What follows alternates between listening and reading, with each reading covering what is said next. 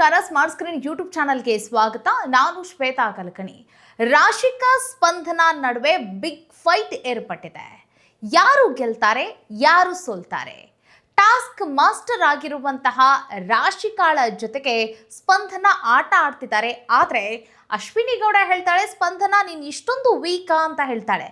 ಹಾಗಾದ್ರೆ ರಾಶಿಕಾ ಅಷ್ಟೊಂದು ಸ್ಟ್ರಾಂಗ? ಸ್ಪಂದನ ಈ ಆಟದಲ್ಲಿ ಸೋಲ್ತಾಳೆ ಅಂತ ಹೇಳಿ ಎಲ್ಲರೂ ಊಹೆ ಮಾಡ್ತಿದ್ದಾರೆ.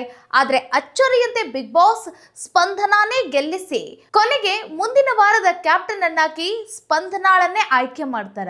ಏನಾಗ್ತಾ ಇದೆ ಬಿಗ್ ಬಾಸ್ ಮನೆಯಲ್ಲಿ? ಅಷ್ಟಕ್ಕೂ ಆಟ ಹೇಗಿದೆ, ಯಾವ ರೀತಿಯಾಗಿ ನಡೀತಾ ಇದೆ, ರಾಶಿಕಾ ಸ್ಪಂದನಾಳನ್ನ ಯಾವ ರೀತಿಯಾಗಿ ಬಗ್ಬಡಿತಿದ್ದಾಳೆ, ಹಾಗೆ ಸ್ಪಂದನ ರಾಶಿಕಾಳಿಂದ ಯಾವ ರೀತಿಯಾಗಿ ತಪ್ಪಿಸ್ಕೊಳ್ತಿದ್ದಾಳೆ, ಮತ್ತೆ ಆಟದ ರೂವಾರಿ ಆದ್ರೂ ಹೇಗಿದೆ ನೋಡ್ತಾ ಹೋಗೋಣ.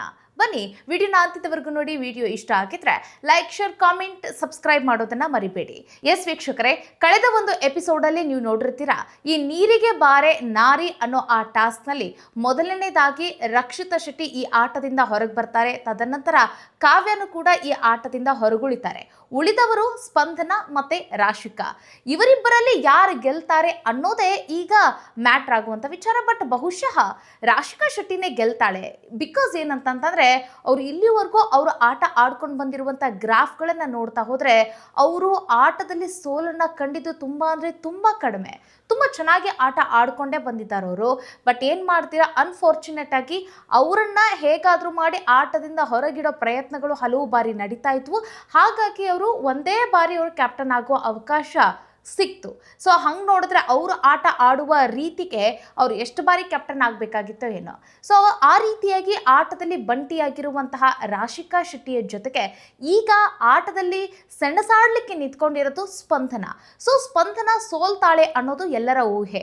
ಆದರೆ ಅಚ್ಚರಿ ಅನ್ನೋ ಹಾಗೆ ಬಿಗ್ ಬಾಸ್ ಈಗ ಸ್ಪಂದನಾಳನ್ನೇ ಈ ಟಾಸ್ಕ್ನಲ್ಲಿ ವಿನ್ ಮಾಡ್ತಾರೆ ಅಂತ ಹೇಳಿ ಕೆಲವರು ಸೋಷಿಯಲ್ ಮೀಡಿಯಾದಲ್ಲಿ ಅಭಿಪ್ರಾಯ ಪಡ್ತಿದ್ದಾರೆ. ಸೊ ಹಾಗಾದರೆ ಟಾಸ್ಕನ್ನು ಯಾವ ರೀತಿಯಾಗಿದೆ ಅನ್ನೋದನ್ನು ಒನ್ ಬೈ ಒನ್ ನೋಡ್ತಾ ಹೋಗೋಣ. ನೋಡಿ, ಮನೆ ಒಳಗಡೆ ಇವರು ಬಿಲ್ಲೆಗಳನ್ನು ಜೋಡಿಸ್ತಾ ಇರೋದನ್ನ ನೋಡಿ. ಅಂದರೆ ಯಾವಾಗಲೂ ಕೂಡ ಆಟಗಳನ್ನು ಗಾರ್ಡನ್ ಏರಿಯಾದಲ್ಲಿ ಏರ್ಪಡಿಸ್ತಿದ್ರಲ್ಲ, ಬಟ್ ಈ ಆಟವನ್ನು ಸ್ಪೆಷಲಿ ಮನೆ ಒಳಗಡೆ ಈ ಆಟವನ್ನು ಇಟ್ಟಿದ್ದಾರೆ. ಅಥವಾ ಇದು ಮನೆ ಒಳಗಡೆನ ಅಥವಾ ಇದಕ್ಕೆ ಆಟಕ್ಕಾಗಿಯೇ ಒಂದೇನಾದರೂ ನಿರ್ಮಾಣ ಮಾಡಿದ್ದಾರೆ ಅನ್ನೋದನ್ನು ಎಪಿಸೋಡಲ್ಲಿ ನೋಡಬೇಕಾಗುತ್ತೆ. ಬಹುಶಃ ಇದು ಮನೆ. ಸೊ ನೋಡಿ, ಮನೆ ಒಳಗಡೆ ಅವ್ರು ಏನು ಮಾಡ್ತಿದ್ದಾರೆ, ಬಿಲ್ಲೆಗಳನ್ನು ಜೋಡಿಸ್ತಾ ಇದ್ದಾರೆ. ಅಂದರೆ ನೀಟಾಗಿ ಒಂದು ಅಳತೆ ಪ್ರಮಾಣದಲ್ಲಿ ಬಿಲ್ಲೆಗಳನ್ನು ಜೋಡಿಸ್ತಾ ಹೋಗಬೇಕಾಗತ್ತೆ. ಕೊನೆಯದಾಗಿ ಮೊದಲು ಜೋಡಿಸಿದ ಬಿಲ್ಲೆಯನ್ನು ತಳ್ಳಿದಾಗ ಬಹುಶಃ ಬಿಲ್ಲುಗಳೆಲ್ಲವೂ ಕೂಡ ಕೆಳಗಡೆ ಬೀಳಬೇಕಾಗಿರುತ್ತೆ. ಇದು ಟಾಸ್ಕ್ ಆಗಿರುತ್ತೆ. ಬಟ್ ಇದರ ಮಧ್ಯೆ ಈಗ ಎದುರಾಳಿ ಸ್ಪರ್ಧೆಯ ಕೆಲಸ ಏನಾಗಿರುತ್ತೆ ಅಂತಂದರೆ, ಆ ಬಿಲ್ಲೆಗಳನ್ನು ಜೋಡಿಸ್ಲಿಕ್ಕೆ ಬಿಡಬಾರ್ದು.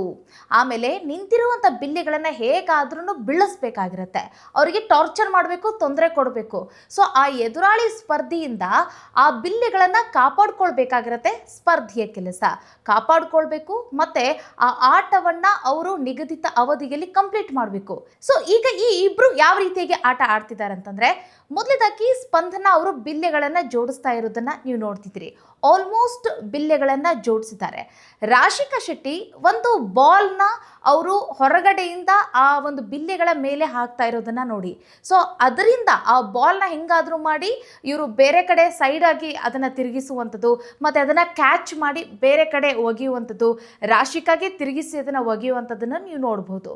ತದನಂತರ ರಾಶಿಕಾ ಈ ಸ್ಪಂದನಾಳನ್ನ ಅವರನ್ನು ಎತ್ಕೊಂಡು ಬೇರೆ ಕಡೆ ಅವ್ರನ್ನ ತಳ್ತಾ ಇರೋದನ್ನ ನೋಡಿ. ಅಂದರೆ ಆ ಬಿಲ್ಲೆಗಳನ್ನು ಈಗ ಉಡಾಯಿಸಬೇಕು, ಎಲ್ಲವನ್ನು ಕೂಡ ಬೀಳಿಸ್ಬಿಡ್ಬೇಕು, ನಾಶ ಮಾಡಬೇಕು. ಈಗೇನು ಅವರು ಒಂದು ಬಿಲ್ಡಿಂಗ್ ಕಟ್ಟಿದಾರಪ್ಪ, ಸೊ ಅದನ್ನೆಲ್ಲ ಅವರು ಕೊಲ್ಯಾಪ್ಸ್ ಮಾಡಬೇಕು ಅಂತ ಹೇಳಿ ರಾಶಿಕಾ ಹರಸಾಹಸ ಪಡ್ತಿದ್ದಾಳೆ. ಸೊ ಇಲ್ಲಿ ಸ್ಪಂದನ ಅವರು ಎಷ್ಟಾಗುತ್ತೋ ಅಷ್ಟು ಫೈಟ್ ಕೊಟ್ಟು ಆ ಬಿಲ್ಲೆಗಳನ್ನು ಉಳಿಸ್ಕೊಳ್ಳೋ ಇದರಲ್ಲಿ ಈಗ ಸ್ಪಂದನ ಇರೋದನ್ನ ನೋಡ್ತೀರಿ. ಕೊನೆಯದಾಗಿ ಸ್ಟ್ರಾಟರ್ಜಿ ಪ್ಲೇ ಮಾಡಿರುವಂತಹ ರಾಶಿಕಾ ಒಂದು ಬಾಟಲ್ನ ತೆಗೆದುಕೊಂಡು ಆ ಬಿಲ್ಲೆಗಳ ಮೇಲೆ ಹೊಡಿತಾಳೆ ರಾಶಿಕಾ ಶೆಟ್ಟಿ. ಸೊ ನೀವು ಆ ಬಿಲ್ಲೆಗಳು ಬಿದ್ದಿರೋದನ್ನ ನೀವು ನೋಡ್ಬೋದು. ಸೊ ಮತ್ತೆ ಈಗ ಸ್ಪಂದನ ಆ ಬಿಲ್ಲೆಗಳನ್ನು ಜೋಡಿಸ್ತಾಳ ಅಥವಾ ಆಟ ಕಂಪ್ಲೀಟ್ ಆಗುತ್ತಾ ಅನ್ನೋದನ್ನ ಎಪಿಸೋಡಲ್ಲಿ ನೋಡಬೇಕಾಗುತ್ತೆ.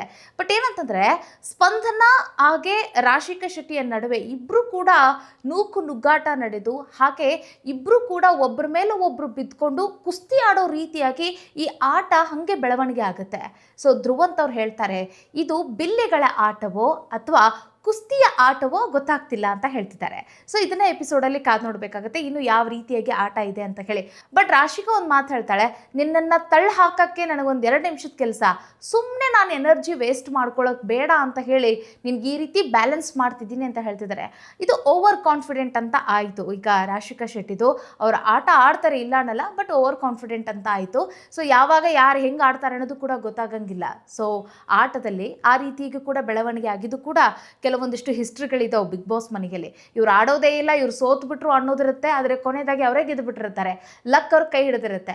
ಸೊ ಕೊನೆಯದಾಗಿ ಸ್ಪಂದನ ಲಕ್ ಕೈ ಹಿಡಿದ್ರು ಹಿಡಿಬೋದಲ್ವಾ, ಅದನ್ನು ನಾವು ಎಪಿಸೋಡಲ್ಲಿ ನೋಡಬೇಕಾಗತ್ತೆ. ಸೊ ಹಂಗು ಹಿಂಗು ಮಾಡಿ ಸ್ಪಂದನ ಇಲ್ಲಿ ರಾಶಿಕಾ ಶೆಟ್ಟಿಯಿಂದ ಕಾಪಾಡಿಕೊಂಡು ಆ ಬಿಲ್ಲೆಗಳನ್ನು ಉಳಿಸ್ಕೊಳ್ತಾ ಇರೋದು, ಮತ್ತು ರಾಶಿಕಾ ಶೆಟ್ಟಿಗೆ ಫೈಟ್ ಕೊಡ್ತಾ ಇರೋದನ್ನು ಸ್ಪಂದನಾಳ ಆಟವನ್ನು ನೀವು ನೋಡ್ಬೋದು. ಇಲ್ಲಿ ರಾಶಿಕಾ ಗಟ್ಟಿಯಾಗಿ ಹಿಡ್ಕೊಂಡು ಬಿಟ್ಟಿದ್ದಾರನ್ನ ಬಿಡ್ತಾನೆ ಇಲ್ಲ. ಆಗ ಧ್ರುವಂತ್ ಅವರು ಒಂದು ಮಾತು ಹೇಳ್ತಾರೆ.